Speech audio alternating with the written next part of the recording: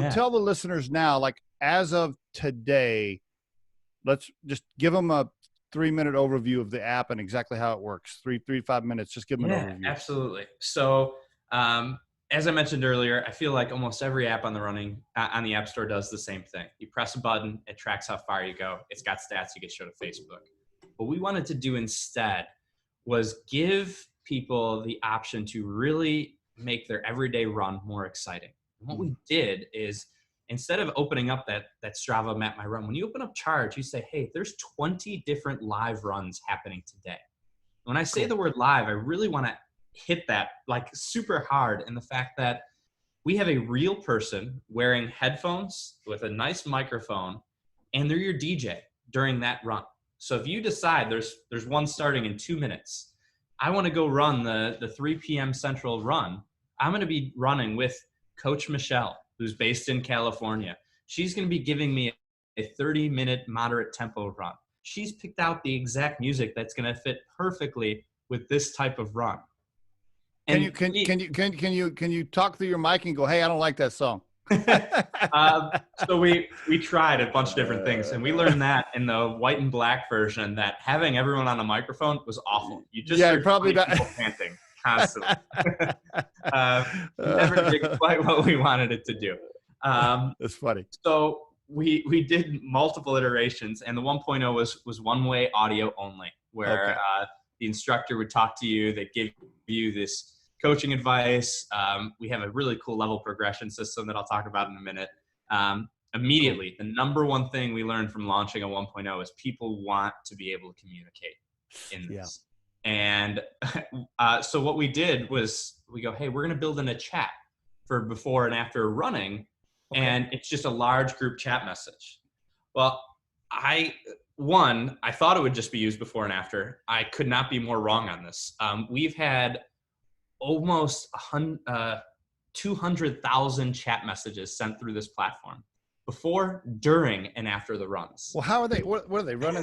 Right? Picture someone running. How are they like? Are they I wish I could tell you. I am not a talented enough runner to run. And remember, the trainer is seeing all of your running stats in real time. So, for example, I could be saying, hey, Steve, you're doing great, but I want you to know that Mike is just ahead of you. Can you pass him? Can I ask, is the trainer holding are they like, how are they monitoring that? I don't know how does that work? Great question. So the trainer has an iPad. The trainer is not running in real time. Oh, I see. Okay. So the trainer has an iPad where they are keeping track of all of the runners. I see. And coaching them. They already have the plan picked out, and they're running DJ. So if someone really doesn't like the song, we can skip it. And they're focused on doing 20 other things at the same time, so they can provide the best. I see. Yeah, I got it. Now I got it. If I'm the runner or the coach, I did the run, I recorded it. Now I'm playing. I'm going through that run with you, but I'm working the iPad and I'm watching everybody. I'm not actually running at that moment. Okay, got it. Exactly. I was going to say, okay. How are they reading all these stats? I'm like, how are you doing that?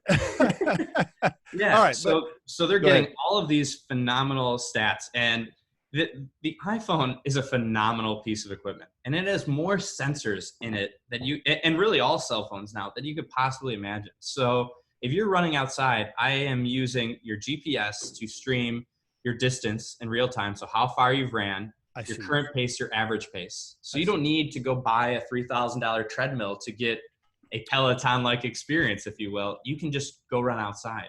At the same point, most of them now actually have really advanced pedometers. So we have built-in treadmill support, where if you want to go run on your treadmill in your house, we can still get very close to accurate on all of these stats. Wow. And just by the way the phone's kind of moving around. Exactly. So the stats, another really cool thing is our original slogan when we launched was running alone sucks. Yeah.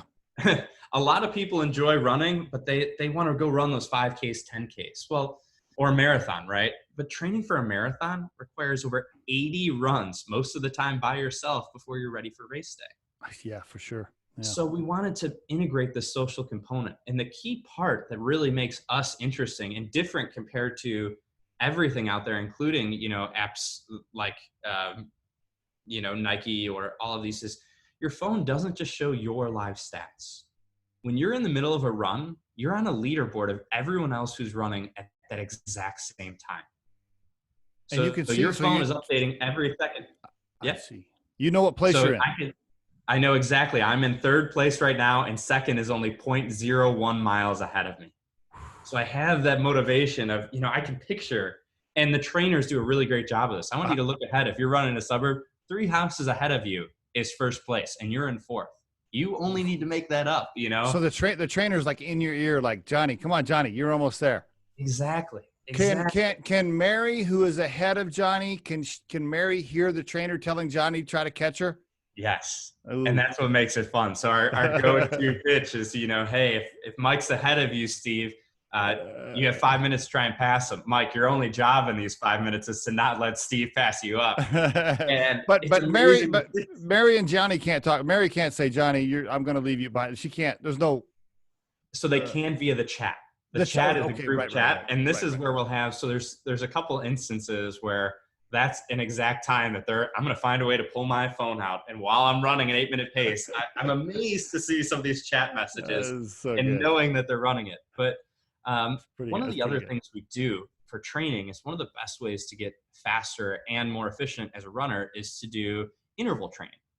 Okay. And what this means is someone who doesn't know a ton about it, which was me basically, why I had Rory and Julie get involved.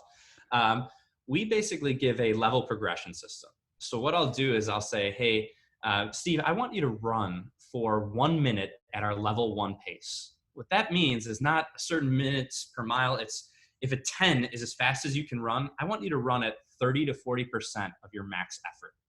Okay. So maybe, your fastest speed is X. We're going less than half of that. Then I'm going to have you do a level 2, which is 40 to 50% of that effort for 30 seconds. Then I want you to give me an all-out sprint as fast as you can possibly do for 15 seconds. After that, we're going to walk it out and just walk for 2 minutes. So we'll do that, and I'll get a baseline, as a trainer, I'll get a baseline on what you individually can do that specific day. And then I'll call out those numbers. So I'll say, hey, Steve, I got you at a 9-minute pace at a level 1, a 7-minute pace at level 2. And when I told you to do that all-out sprint, you hit a 5:46 in that 15 seconds. So now we're going to do that exact same thing 4 more times. And now I know what you're capable of. So, when I tell you to, hey, do your level 1, you are not allowed to go above that 9-minute line.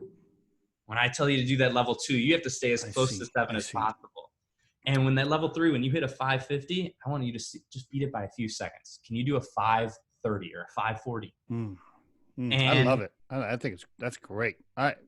Then when they're walking it out, that's when they're pulling out their phones and saying, whoa, that one kicked my butt. Or, whoa, Kyle, you did awesome there. Or, Ro, And now when they stop running and they're in cool down mode, is that when they're taking photos and uploading, or their video? Is that when they're doing all that? Yeah. So we encourage people, we get a lot of photos before and after the run, but sometimes during, and we have a channel that's really popular on Instagram. We call it our #sweaty_selfies.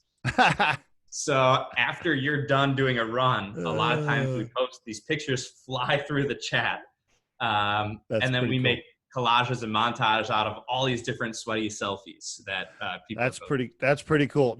The Riderflex podcast features entrepreneurs, business executives, and the stories behind how they got there, as well as daily tips on career advice and job interviews. Our show can be heard just about anywhere these days, but you can visit riderflex.com and click on the podcast page to hear all the previous episodes and learn more about the recruiting and consulting services we provide.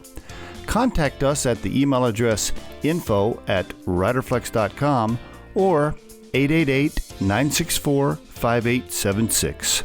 Thanks so much for listening, and if you enjoy our show, please be sure to subscribe to our channel and like the episodes.